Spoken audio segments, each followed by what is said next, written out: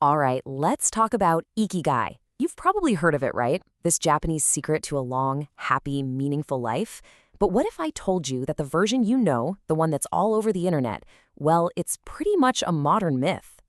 I'm willing to bet you've seen this diagram before. Those four overlapping circles. It's so clean, so perfect. It promises that if you can just find that magical sweet spot between what you love, what you're good at, what the world needs, and what you can get paid for, bam, you've found your purpose. And it's all sold to us as this piece of ancient Japanese wisdom. But here's the thing, that diagram, it has almost nothing to do with the traditional Japanese understanding of Ikigai. It's a classic case of something getting lost in translation, a viral misunderstanding that completely changed the meaning of a really beautiful cultural idea. So if it's not ancient Japanese wisdom, where did this thing actually come from? The story is honestly a fascinating look at how an idea can just completely morph as it gets passed around the internet. So get this, the story starts in a really unexpected place. Back in 2011, a Spanish astrologer named Andre Zuzunaga creates a diagram about finding your purpose. Then, 3 years later, an entrepreneur, Mark Wynn, sees it. He'd just been inspired by a TED Talk that mentioned the word Ikigai, and he basically just smashed the two together in a blog post. And that's it.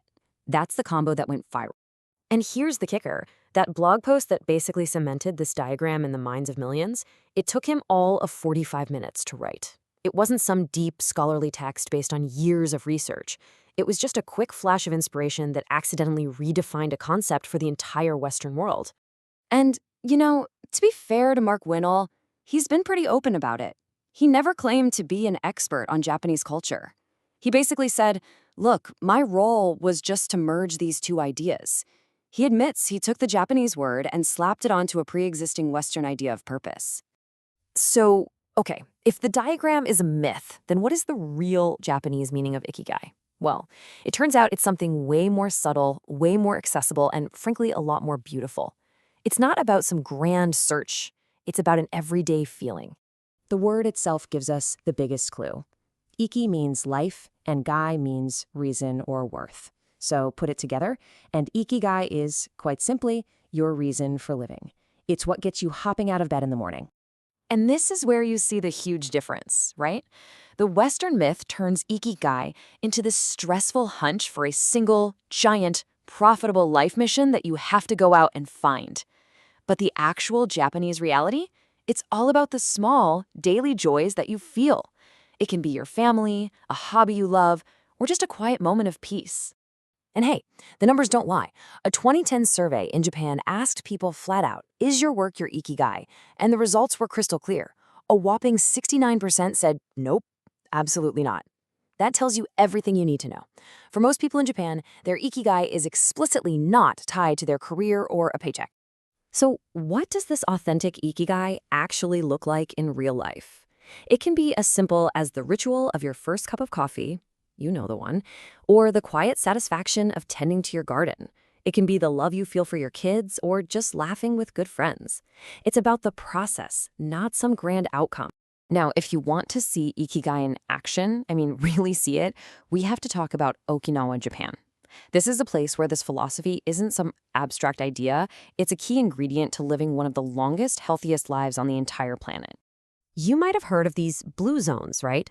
They're these handful of places around the globe where people have the highest concentration of centenarians. We're talking people living past 100. And one of the common threads that runs through all of them, especially Okinawa, a clear sense of Ikigai. And the impact of this lifestyle is just massive. To put it in perspective, in another blue zone, this one in California, residents live up to a full decade longer than the average American. 10 years. That's the power of having a sense of purpose. But in Okinawa, Ikigai doesn't work alone. It's part of this whole amazing ecosystem of well-being. It's mixed with a mostly plant-based diet, the practice of only eating until you're about 80% full, constant natural movement like walking and gardening, and these incredibly strong social support groups called moai. All right, so how can we take this more authentic, more gentle version of Ikigai and actually apply it to our own lives? The key is to make a shift. Stop the stressful search for that one big thing and start simply noticing and appreciating the small things. The author Hector Garcia puts it perfectly. He says, you don't need huge ambition to be very happy. You just need a bunch of friends to drink green tea and talk with. I mean, how simple and beautiful is that? It's not about climbing a mountain, it's about enjoying the tea. A neuroscientist named Ken Mogi actually broke it down into 5 pillars, which I think are super helpful. First, start small, focus on the details. Second, release yourself, let go of the pressure to be perfect. Third, seek harmony and sustainability with the people and world around you. Fourth, actively find joy in the little things. And finally, number 5, just be in the here and now. These aren't goals to achieve, they're more like mindsets to practice. So here's the big takeaway. Maybe the pressure to find your one true purpose is the very thing holding you back from living a purposeful life. So let's reframe the whole question. Forget about finding the perfect job for a second. Instead, ask yourself this: what simple, small joy will be your reason to get up tomorrow?